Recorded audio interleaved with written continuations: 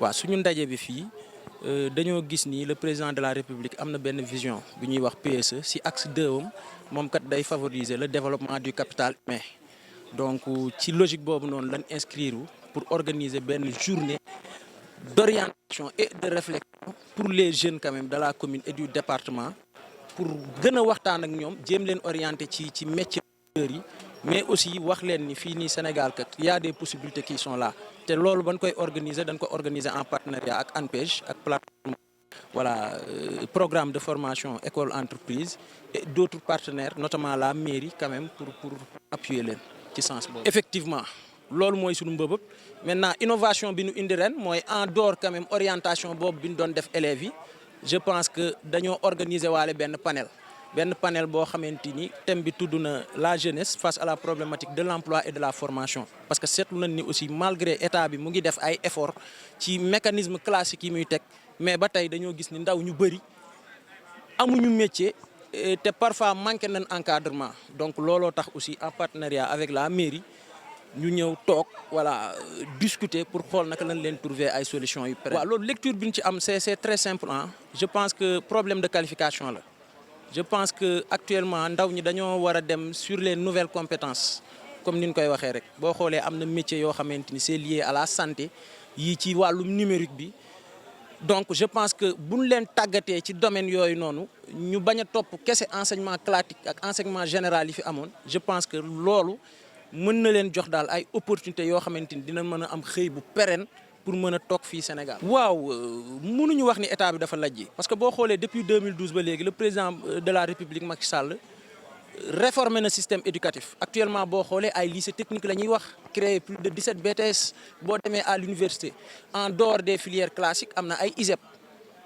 donc ay formation courte durée yoo xamante ni état bi mu ngi koy jëmaleel ndaw yi li ci des kay dañuy wax rek mooy encadrement lan manqué mais surtout ak harmonisation mécanisme bi moo tax tey je pense que ñu convier ANPEJ ak programme de formation école entreprise yi nga xamante ni ñoom ndaw mi day jàng ba pare ñu koy fay te yaakaar na ni ci diir bu gàtt bu génnee kat dina mën a am xëy dimbali waay juróom. voilà actuellement comme ni ñu ko waxee rek ñun suñu liggéey yamale wuñ ko ci ñi nga xamante ni bac kese lan am. parce que am na ñu am BFEM soxla dem ci ay filières techniques comme électromécanique diagnostic automobile donc filières yooyu noonu ñun la ñuy fexe ba orienter fa jeunes yi pour quand même ñoom bu ñu génnee mën a am voilà xëy bu gaaw ba mën a suturlu te loolu tamit bu ñu demee ba mën ko wax dëgg yàlla tey cabinet maire Racine Talla jàpp na ci ak pratiquement collaborateurs yi ñu am de manière institutionnelle mooy ANPEJ ak programme de formation école entreprise ak école de formation yi nga xamante ni ñoo nekk Guédiawaye parce que cette fois ci aussi on a voulu faire une discrimination positive parce que xool nañ ni Guédiawaye am nañu élèves yu bëri yu fi nekk ak étudiants yi mënuñu di dem ba Dakar di jànge donc ñu ne cette fois-ci nañ collaborer quand même ak partenaires yi nga xamante ni ñoo nekk au niveau de la banlieue. waaw avant tout d'abord dañuy masawu famille yooyu parce que bu dul dara perte nañ seen doom perte nañ seen jabar. voilà ci voilà phénomène boobu mais li ñu leen di wax rek malgré que metti na mais nañ toog gëm je pense que tey suñ slogan bi ñu développé mooy un jeune un métier il y a des perspectives qui sont là état bi mu ngi def waaye doyul mais gëm naa ni ak un peu plus d'encadrement mën nañ réussir fii Sénégal tekk fi ba mën a sutur. waaw tout simplement jàppale quand même suñuy frères et sœurs sur le plan pédagogique et sur le plan social. orienté leen ba phénomène immigration bi ñuy wax ni actuellement bi lëmbee réew mi ñu sensibiliser jeunes yi quand même ba ñu mën a toog fii Sénégal suturlu mais aussi accompagner le président de la République et tous les partenaires qui sont au niveau local et au niveau départemental ba ñu mën a assurer quand même seen politique de jeunesse notamment le maire Racine Talla bi nga xamante ni tey wax dëgg yàlla am na ndimbal bu am solo bu mu participer ci journée bi. waaw je pense que ñun déjà ci Covid 19 bi accompagné nañ élèves yi ci ay masques ci ay gants coordinateur national lancé woon na benn programme autant pour moi un élève des masques waxatuñu mu lancé waat comité républicain d'assistance aux étudiants je pense que jot nañ sillonné Sénégal yëpp université yëpp même fii ci localité bi ñu nekk commune Wakhinane Nimzatt ak département bi école élémentaire yëpp jàppale woon nañ leen je pense que ci logique boobu aussi la ñuy inscrire waat pour accompagner quand même élèves yi ba ñu mën a tendre quand même vers des ouvertures paisibles. waaw ubbi comme ni ma la ko waxee rek xam nga ñun maanaam mairie bi am na lu solo lu mu ci def déjà le maire Racine Talla équipé na ay fourniture directeur yi fi nekkoon yëpp école yi nañ leen ko maintenant ñun aussi si suñu volet social ñun bu ñuy dox suñu structure contexte la ñuy doxee ñu ngi woon Covid 19 actuellement immigration clandestine la ñuy wax maintenant bu école ubbee aussi dina gën a accompagner ci ay cours de renforcement appuyer quand même élèves yi ba ñu mën a réussir de manière pédagogique jaajëf. waaw bon ndaje bi du ma def du dul rafetlu ko parce que ça montre que ne bon la jeunesse de la commune de Wakhinane Nimzatt et du département de Guédiawaye en général elle est consciente parce qu'ils vont vers l'information parce que ñun que ça soit la mairie en partenariat avec le maire nous avons posé pas mal d'actes dans ce domaine-là concernant la formation professionnelle et l'accès à l'emploi en quelque sorte parce que ñoo ngi fexe utal jeunes yi des formations qualifiantes dignes de son nom pour ñu mën a en quelque sorte mën a demander à des postes d'emploi dans ce pays ou bien même être des chefs d'ordre. voilà ni leen di gunge bi moom dañ siy ànd ak suñuy partenaires étatiques comme le 3FPT le PF2E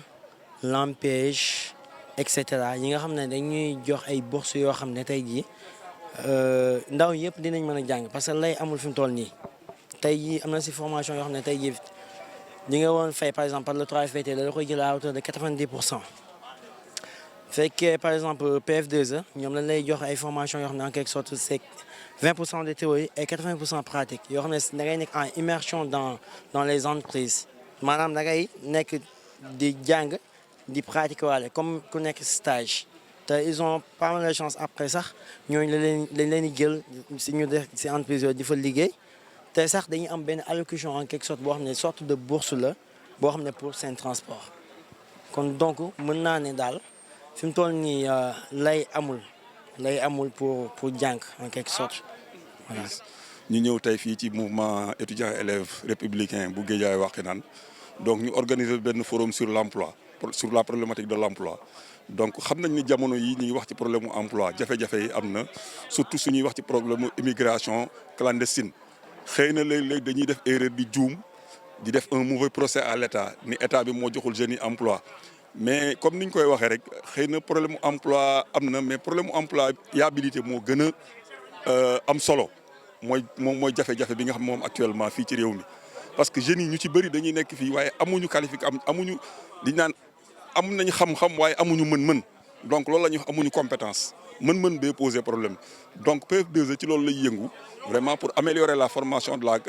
la qualité de la formation professionnelle améliorer aussi l'accès à la formation professionnelle dugal ñu bëri jeunes yu bëri pour que xam ni ñu mën a dugg am mën-mën donc ci kaw loolu ñi ngi koy defee ci benn formation bu ñuy waxee formation école entreprise loolu dox ci diggante entreprise yi ak école de formation professionnelle yi donc vraiment ñi ngi saluer tey lii nga xam ni mouvement des étudiants élèves républicains bu Guédiawaye Wakhinane Nimzatt organisé du lu am solo loo xam ni am na solo ci jeunes yi tey vraiment gis nañ ay jeunes yu engagé taxaw dégluñu vraiment am ci loo xam ni am na solo daal parce que boo leen xoolee engagement bi ñu am ak détermination bi ñu am je crois que liñ fi waxtaanee tey dina am solo lool ci jeunes yi. donc PF2E mi ngi fi comme ni ma ko wax jeunes yi rek PF2E ñi ngi fi ñi ngi déglu jeunes yi ndaw ñi. ku ci am loo bëgg a def mën nga ñëw contacter ñu ñun danañ ci dox liñ ci war a def liñ la war a appuyer dañ la ko war a appuyer formation yi soit au niveau su fekkee prospection la au niveau dem ci entreprise yi utal leen place de formation nga xam ni fa la ngeen tàmbalee def formation PF2E ci loolu lay taxaw ci loolu lay yëngu waaye na fekk formation boo xam ni ndaw ñi ñoom ñoo ko sàkku yow yaa koy sàkku ñëw ci PF2E buñ ñëwee suñu buntu ubbeeku nañ fa ubbi nañ suñu buntu am na ñu bëri ñu fa nekk am na un personnel compétent bu fa nekk am na ay assistance technique yaa nga fa responsable yaa nga fa ñëpp ci loolu la ñuy yëngu bés bu ne PF2E mi ngi couvrir l'ensemble du territoire Sénégal fépp la nekk région boo dem dañoo am ñetti pôle la ñu actuellement pôle de Dakar ñeenti pôle sax pôle de Dakar pôle de sud de Ziguinchor ak pôle est de Tamba ak pôle nord de Saint-Louis moo englobé l'ensemble du territoire du Sénégal waaw. jeunes yi li leen di wax mooy bu ñu baisser les bras bu ñu daw nañu déglu boo dégloo keroog ci gàmmu gi dafa am suñu benn kilifa gu wax muy Cheikh Maye Niass xalif général de Niassène li mu wax dafa am solo nee na jeunes yi bu leen daw am na lu ngeen mënal seen réew li ngeen mënal seen réew nag bu leen xaar ñu leen koy wax vraiment engagez-vous réew mi am na des opportunités yaa ngi fi. mbay maa ngi fi leneen a ngi fi leneen a ngi fi les métiers nouveaux ñi ngi fi il y a des créneaux porteurs nañu dugg ci créneaux porteurs yooyu vraiment nañu dugg ci créneaux porteurs bu ñu ragal nañu aller vers l'information nañu xale yi dem uti ji information bi xool les filières porteuses ñu dem foofu insérer wu foofu réew mi am na métier yaa ngi fi bu ñu ragal def formation waaye boo toogee rek croiser les bras uti woo information bi wax dëgg yàlla doo xam li xew. waaw tout d'abord dama bëggoon remercier waa maire muy mouvement élèves étudiants républicain bu Wakhinane Nimzatt remercier aussi ndaw yi nga xam ne ñoo nekk ci mairie bi à travers plateforme accueil orientation te ma jiite ko. ñu gis ni jamono ji nekk na jamono boo xam ne bu sensible la parce que gis nañ ndaw ñu bëri ñu ngi dem di jël gaal yi di dem def immigration clandestine ñu ne ñun kat suñu wareef moom mooy dañoo war a fexe accompagner ndaw ñi gunge leen ba nga xam ne tey jii dinañ mën a am ay formation de qualité pour mën a am emploi bu décent parce que nag jafe-jafe ndaw yi yëpp boo ñu xoolee ba xoolaat ko moom mooy parce que amuñu qualification moo tax mënuñu am emploi donte nguur gi teg na fa ay kuréel ay jumtukaay yoo xam ne ñu ngi accompagner ndaw yi à travers 3FPT ANPEJ FONGIP DER entre autres mais mairie bi aussi à travers aussi plateforme accueil orientation nga xam ne dañuy accueillir ndaw ñi orienter leen sensibiliser leen parce que lu si gën a bëri ñoom si ñoom dañuy def choix boo xam ne méngoowut ak seen i compétences loolu moo tax ñu ne ndaw ñi il faudra que sensibiliser leen si lu faire un bon choix c'est important. loolu day tax tey ñoom fu ñu munti nekk danañ xam ne kat tey seen compétence fii la formation bu ñu ko defee tey yàlla mun na leen dimbali bu ñu jógee ci formation boobu ñu mën a am xëy loolu nag bu ñu koy def ànd seeg étudiants yi nga xam ne tamit ñoom ñu si gën a bëri ñu ngi université nekk des étudiants en active ñoom ñu gis tamit ne mënuñu dem di bàyyi ginnaaw mairie bi waaye mairie bi tamit mënul dem di bàyyi ginnaaw étudiants yi donte enseignement supérieur bokkul suñuy compétence ñun commune nañ. waaye dañu am wareef ak responsabilité gunge ndaw Wakhinane Nimzatt yëpp moo tax maire Racine Talla dugal ci loxoom accompagner leen jàppale leen ba bis bi mun a egg si fii mu egg si fii nii. waaw xam nga dëkk moom jàng moo ko yor xam-xam moo ko yor te jàpp nañ ni formation bokk na si ñu am xam-xam parce que tey jii ñëpp mënuñ nekk si bureau yi ça c'est important il faut nga am ñu nekk si bureau yi il faut am ñu def formation qualifiante. boo xam ne tey bu ñu jógee foofu tey dañuy mënoon nekk soit ñu def ay menuiserie ñu def tailleur couture ñu def génie civil et cetera ba nga xam ne ñoom bu ñu jógee foofu tey dañuy mën a dem jëriñ wala servir seen réew wala servir seen communauté ba nga xam ne tey du ñu nekk di taxawal si mbedd wala toog di naataaya. waaw loolu il faut que tamit ñi nga xam ne ñoo yor instrument wala structure yu jiitee ndaw ñi ñu war a wàcc mooy ANPEJ ay FONGIP ay DER ñu gën a jege ndaw ñi. bañ a toog si bureau yi ñu wàcc dem si ndaw ñi waxtaan ak ndaw ñi sensibiliser ni ndaw ñi informer ndaw ñi accompagner ndaw ñi parce que loolu dafa am solo ndaw ñu bëri bëgg nañ toog ndaw ñu bëri bëgg nañ am liggéey ndaw ñu bëri bëgg nañ tamit seen bopp ndaw ñu bëri bëgg nañ financement ndaw ñu bëri bëgg nañ formation mais xamuñu fi ñu jaar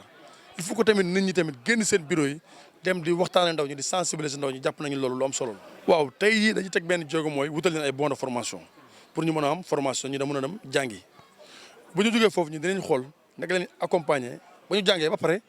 wutal leen ay financement ba lu ñu jàng yooyu ñu mën ko matérialiser par des faits concrets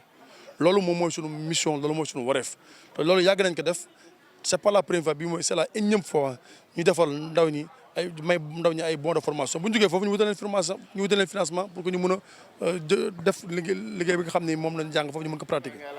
waaw loolu li muy firnde rek mooy jege géej taxut a ñeme géej leneen lu si topp moom mooy gëm nañu ndaw géej waaye ñoom ay ndaw yu am fulla lañ ay ndaw ñu gëm seen bopp ay ndaw ñu nangoo liggéey leen donte chômeur moom fépp foo dem si àdduna bi am na fa boo demee si pays yu gën a développé si àdduna bi États-Unis boo demee Europe boo demee fépp si àdduna bi am na ay chômeur waaye lu si ëpp solo mooy que ndaw balaa nga naan naam na fa ne na nga wut liggéey métier ba pare doog a wut liggéey